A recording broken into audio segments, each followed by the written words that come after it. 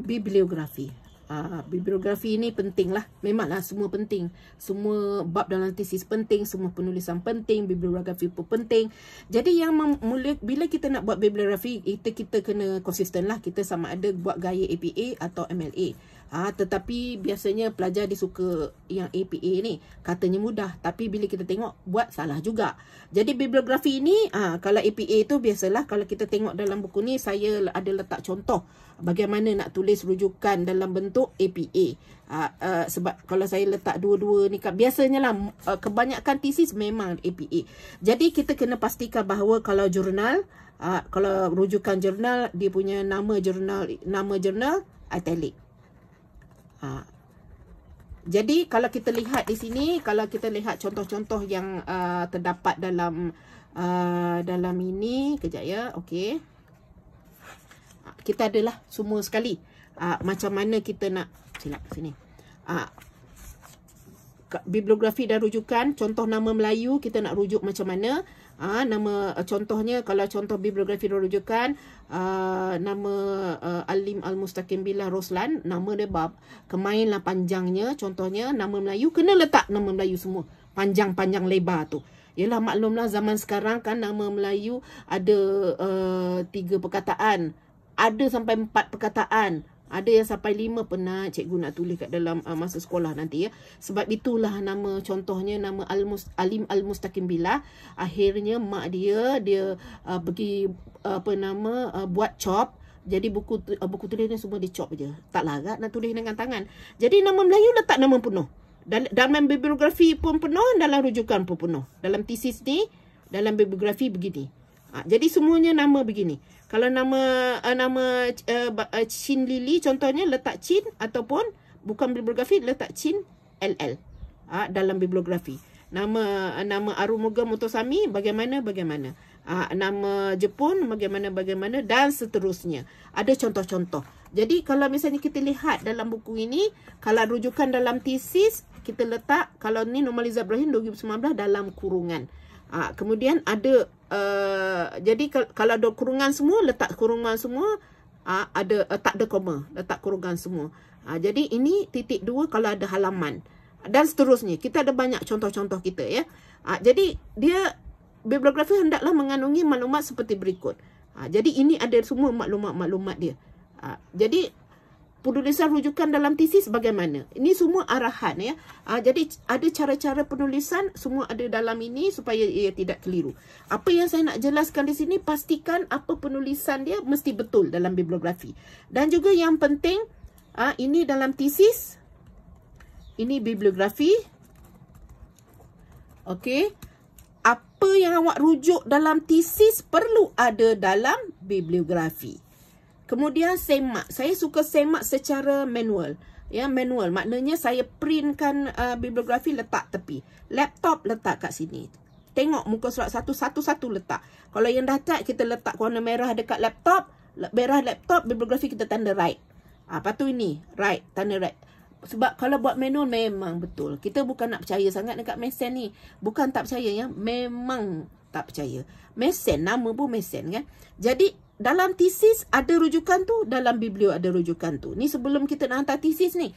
Kemudian kita semak. Dalam biblio ada nama tu, kenalah dalam tesis pun ada. Bermakna kita kena cross-referencing. Bermakna kedua-duanya pasti ada-ada. Yang tak ada, buang.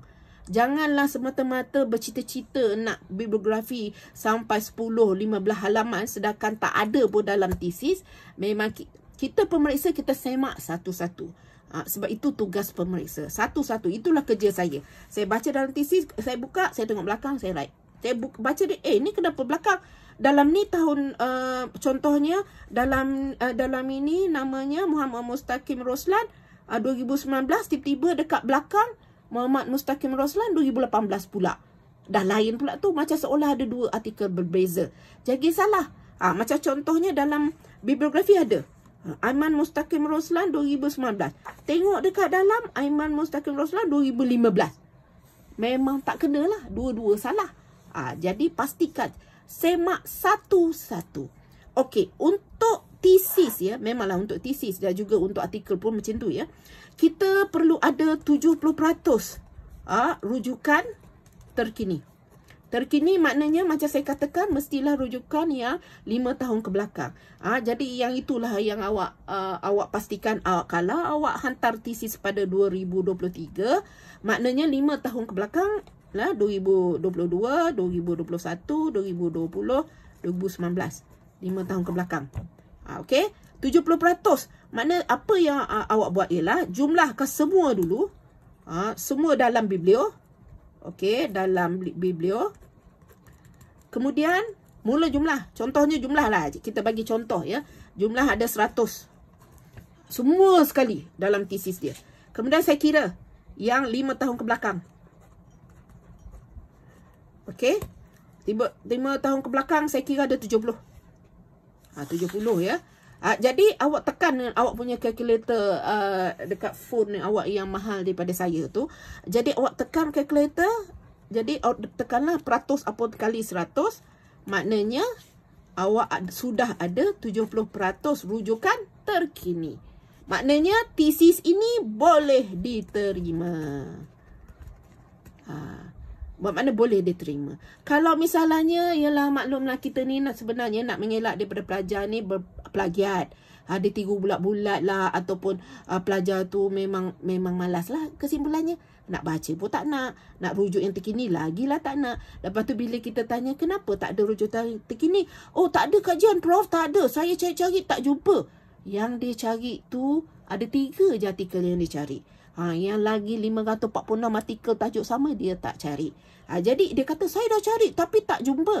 Aduhai. Jadi ayat tu kita tak mau terima. Jadi semua pun tak terima. Bukan saya tak terima, saya rasa semua penyelia pun tak terima. Jadi pastikan awak cari. Tepat dapat 70% memang boleh terima. Boleh duduk goyang kaki pergi jalan-jalan. Pergi IOI. Makan banyak-banyak sebab bolehlah kita meraihkan bahawa rujukan 70% sudah tercapai. Begitu. Jadi pastikan 70%. Janganlah sampai awak dapat alamak Prof 20% je Prof. Saya dah usaha 3 tahun saya usaha nak cari rujukan yang terkini tak jumpa. Saya dapat semua kebanyakan 1980-an. Lepas tu dapatlah 2010 ke bawah. Memang saya kata silalah buat universiti sendiri. Sebab dia tak usaha langsung. Jadi pastikan 70% daripada rujukan terkini. Tengoklah bila tarikh yang awak nak hantar, buatlah rujukan itu. Jangan ada satu lagi ya. Contohnya, kalau awak nak hantar tadi 2023. Okey, dia nak hantar 2023 tu pada bulan Disember. Hantar 2000. Okeylah kita ambil Oktober. Ya, Oktober dia nak hantar 2003. Tetapi didapati bahawa yang rujukan 2023 tiada. Langsung tiada dalam tesis tersebut. Sedangkan masa yang dia nak submit ialah Oktober.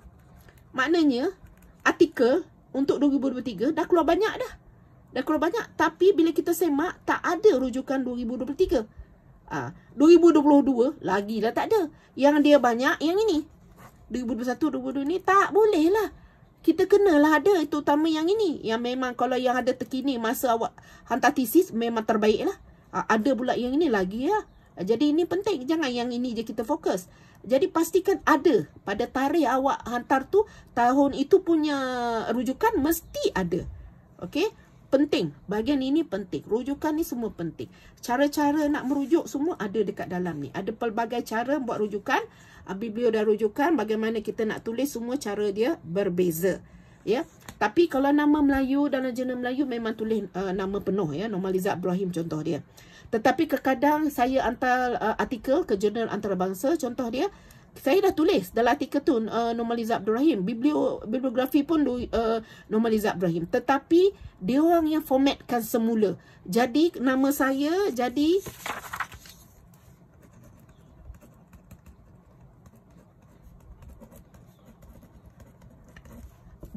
begini.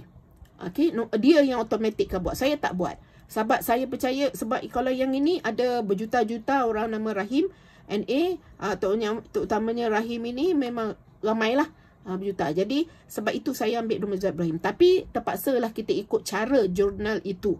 Sebab jurnal antarabangsa itu memang dia ada format dia sendiri. Kerana kadang-kadang kita submit, saya submit, dia hantar balik, katakan mohon untuk tukar.